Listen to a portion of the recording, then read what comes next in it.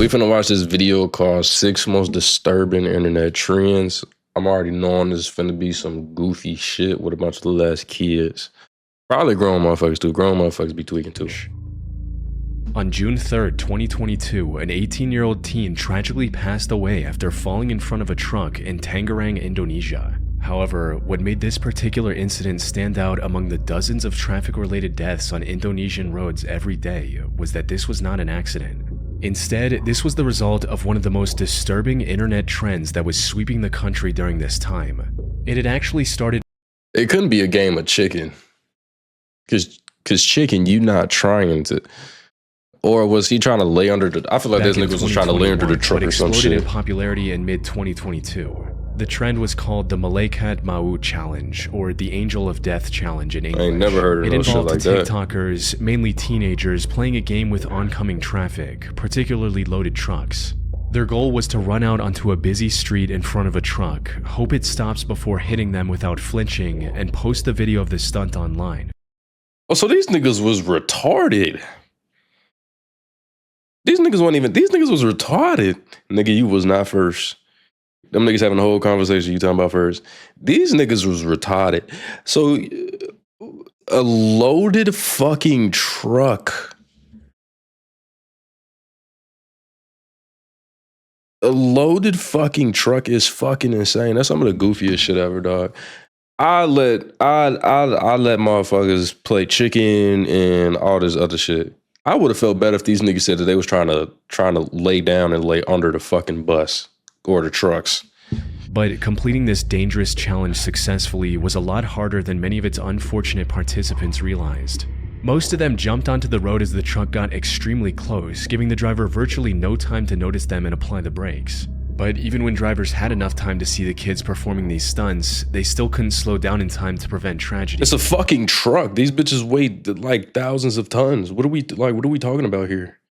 Like, these trucks are not lightweight. They not finna stop for shit. I ain't gonna lie. If it was me and y'all did that shit, I damn near would've just kept going. I would've put on my brakes a little bit and I'd let their ass go. That's on you if you die. Carry heavy cargo, and that weight doesn't stop on a dime. The Hell heavier the no, load, it don't. the longer the braking distance, sometimes stretching dozens of meters even after the brakes are fully pressed. So by the time the drivers reacted, it was already too late. Not to mention, I don't get trends like this. It's got to be a mental thing where motherfuckers just so desperate for attention that they're like willing to die for this shit. Because I ain't gonna lie, there's not a trend that I would do. Like, when people be doing trending shit on TikTok and all that other shit, bro, I don't be doing none of that bullshit. Even when they was doing like that suction lip thing, like, why the fuck are y'all doing that? That shit is disgusting. Both physically and psychologically. For one of these cases, involving a 14-year-old participating in this challenge, the driver fled the scene, likely out of fear of facing criminal charges. If he had instead stopped and cooperated, the footage the teenager's friends captured for TikTok would have proven his innocence. But by running away, he turned himself into a hit-and-run suspect, potentially jeopardizing his job and even his freedom depending on the charges he received. Following the incident in Tangerang, Indonesian police acted quickly to— If Trey get off when I'm done watching, I'm gonna slap the fuck out of you. How about you stay in the stream then, bitch?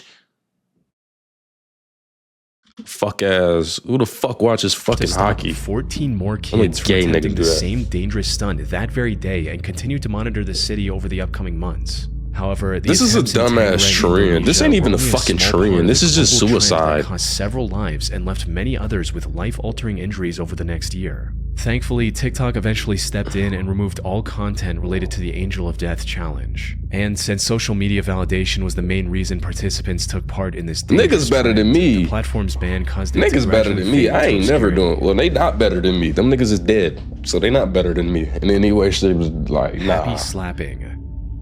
I think I heard of that. On the 21st of January 2005, the Tez magazine in the UK reported on a new trend spreading rapidly across the country, something they referred to as happy slapping. Contrary to its name, however, the trend was anything but happy. In essence, it involved people, often young adults or teenagers, going up to a random person, slapping them, recording their shocked reaction, and then sharing that video with others.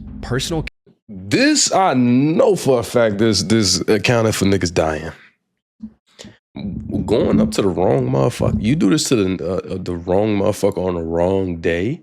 they gon' clap your shit. Camcorders and phones with They gon' cameras were clap becoming your a lot shit. more accessible during this time, allowing the attackers to record their crime and share it as something funny. These happy kinda feel slapping like I videos remember were this shared shit. all over the internet for the whole world to see. As for how this trend initially started, some reports from the time linked them to violent TV shows like Jackass and Dirty Sanchez. A big difference between these shows never and heard of happy Dirty slapping Sanchez. videos, however, was that everyone on TV consented to enduring the pain on camera. The people filming happy slapping videos, on the other hand, usually targeted complete strangers and bystanders for what they perceived as social clout. As a media expert from that time explained it, what we see the kids watching these shows doing is thinking, well, maybe I could stage my own scenes of pain and humiliation along these lines.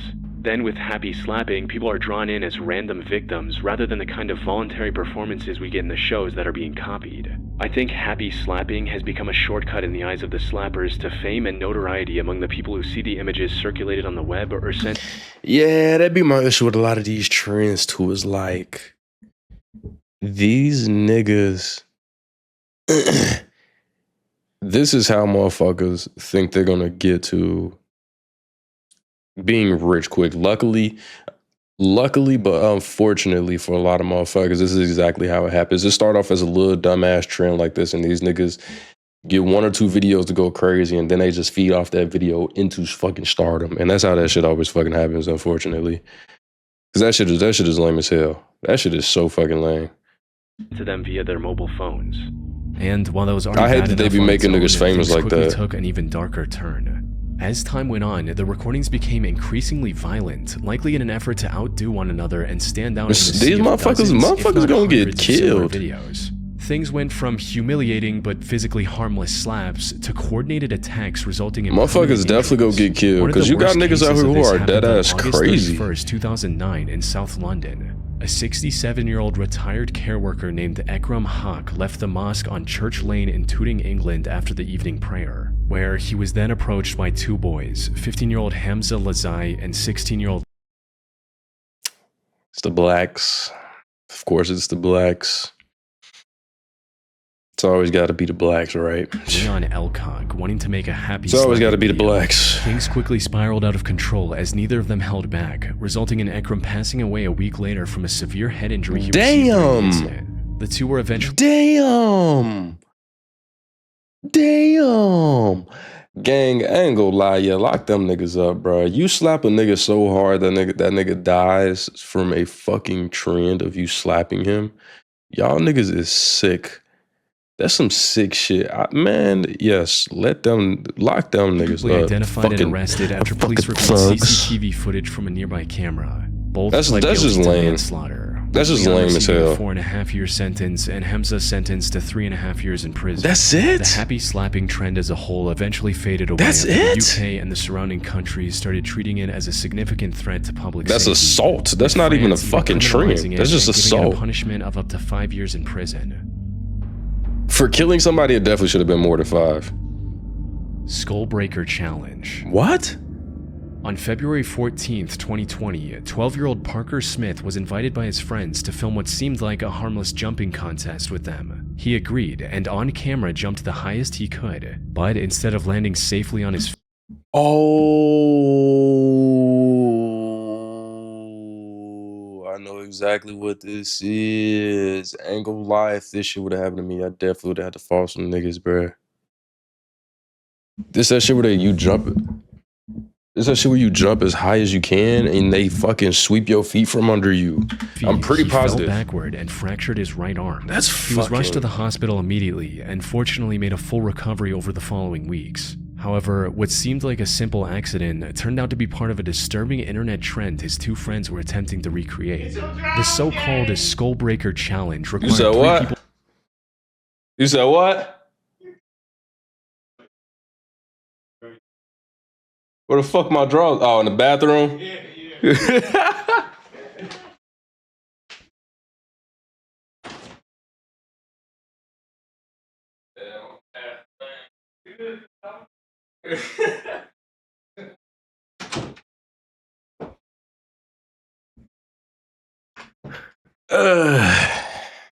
I was stand back. in a line and somehow convince the person in the middle to jump. As soon as they did, the two on the outside swept the legs of the one in the middle who was usually unaware of what was about to happen. This caused them to fall backward, usually on their head, which is where the trend got its name from. It started earlier that year after a video of two students from Spain doing it on their friend went viral on social media platforms like TikTok. All this shit starting in other countries make me feel a little bit better being here in America. And as you might imagine, the results were disastrous, with Parker being one of the lucky ones for walking away with just a fractured arm. Many others were knocked unconscious by the impact, suffered from severe concussions, and some even needed multiple stitches across their skull and face. The most devastating of these incidents happened on January 24, 2020 in Cherry Hill, New Jersey, when a group of 7th graders attempted the challenge in school. Unfortunately, the victim fell way too hard on their head, causing them to lose consciousness and have a seizure. He luckily survived the incident and eventually recovered without any permanent head trauma. However, his initial condition was bad enough that authorities arrested the other two 13-year-old boys. I would too. They were charged with third-degree aggravated assault and third-degree endangering an injured victim, since the harm they caused was mostly intentional. Now, I wasn't able to find any reports on whether the charges were dropped or not, but even if they were, being arrested for attempting a dangerous internet challenge goes to show just how dangerous it can be. TikTok also stepped in and banned all videos of this challenge on their platform. Unfortunately, once something is on the internet, it never truly goes away. As evident from two girls finding videos of the Skullbreaker challenge, attempting it on one of their classmates, injuring them, and getting charged for it in November 2022, more than 2.5 years after the original fad ended. Fortunately, there haven't been many reports of kids getting injured because of this challenge ever since. Kia Challenge.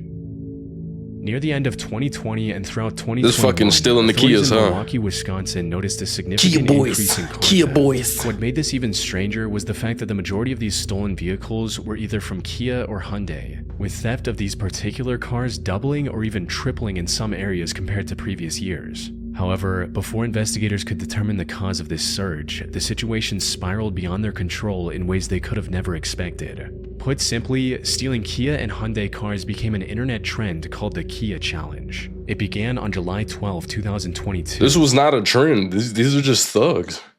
There wasn't a trend. These are just thugs being thugs. What are we talking about? These are just. When a video captioned Kia that shit can't be a trend for demonstrating just how easy it was to steal Kia and Hyundai cars manufactured between 2011 and 2021. All a thief needed was a screwdriver and any regular USB cable, since the connector just so happened to be the perfect size and shape to jumpstart the vehicle. This was a major hardware-level security flaw. That's it?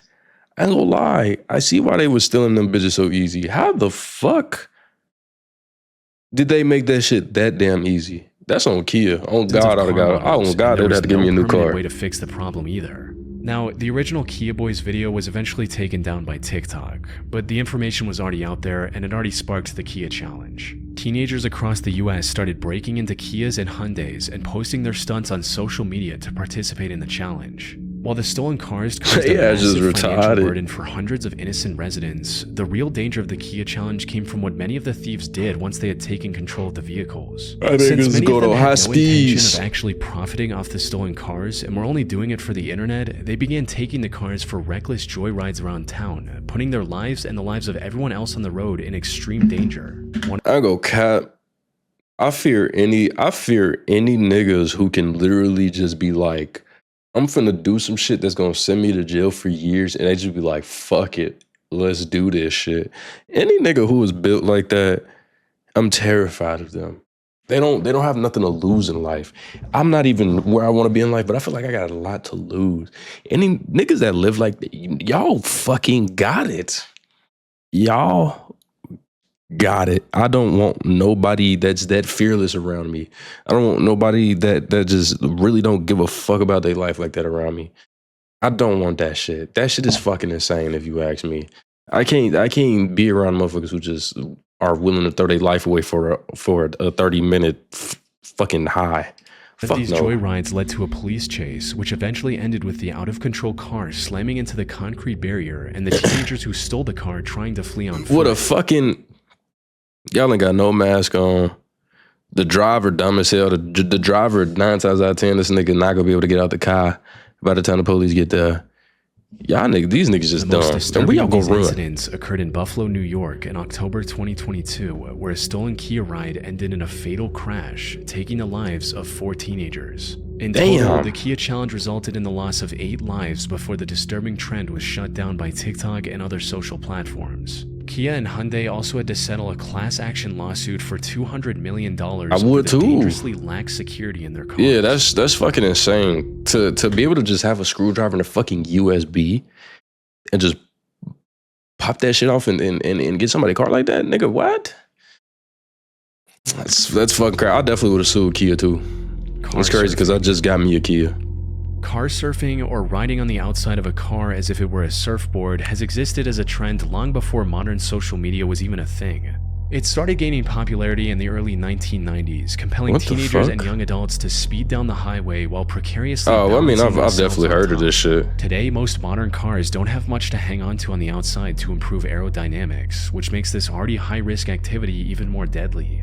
It only takes one small slip for even the most daring car surfer to fall into the road. Something that's evident from a 2008 CDC report, which revealed that 58 people lost their lives while engaging in car surfing, and 41 others were severely injured since 1990. Unfortunately, the rise of social media and the desire to go viral with outrageous stunts have only driven that number higher ever since. I will say, I don't think that I've heard any crazy trends lately like these. I think that was more of like a COVID thing because niggas was literally so geeked to get back outside. And I ain't gonna lie, COVID kids are dumb as hell. So I think that's another thing is niggas was geeked to get outside and niggas was geeked to go viral. I'm gonna say this a million times over. Monetization of social media over the internet is one of the worst things ever. Is one of the worst fucking things ever. In 2023, a 16-year-old boy tragically lost his life while car surfing out the back window of a car when the vehicle lost control and rolled over. He would have almost certainly kept his life if he were in his seat with a seatbelt. Sadly, the car surfing trend is just as alive today as it was 3 decades ago, and shows no signs of fading away anytime soon. I haven't seen this nowhere. Maybe my feed just good, a healthy feed, but I have not seen no shit like this Blackout challenge. Anywhere. I remember this. The Blackout Challenge has existed long before social media. The goal in this challenge is to achieve a brief high that comes from cutting off oxygen to the brain by intentionally suffocating until you lose consciousness. However, while many assume that blacking out from lack of oxygen is perfectly safe in the long run, that couldn't be further from the truth. The rewarding high in this challenge is in reality a dangerous form of cerebral hypoxia, where brain cells are deprived of vital oxygen. This can lead to seizures and hemorrhages. Even if someone survives the challenge seemingly unharmed, depriving the brain of oxygen for just a minute can cause permanent, irreversible damage. This can affect memory, reasoning, and other critical cognitive functions. See, this is why I wasn't doing no shit like this. The line between a y'all wouldn't go catch me doing no shit like this. Irreversible tragedy is terrifying. And I wasn't fucking with people who was doing shit like this. There is no way to control the outcome. Not to mention the very real risk of the person never waking up again. Unfortunately, many who try to recreate this challenge are completely unaware of these dangers, resulting in 82 people losing their lives between 1995 and 2007 alone. What makes this even worse is that almost all of these deaths were between the ages of 6 and 19. Much like other viral trends, young impressionable kids are especially— Y'all know why this was even crazier back then is because now niggas was just trying to get popular and make some money. Them niggas back then was doing that shit for the love of the game. They was doing that shit for the love of the game. There was no social media. There was no clout. Nigga, they was purely doing that shit for the love of the game. Them niggas, they weren't doing that shit for no other reason, dog.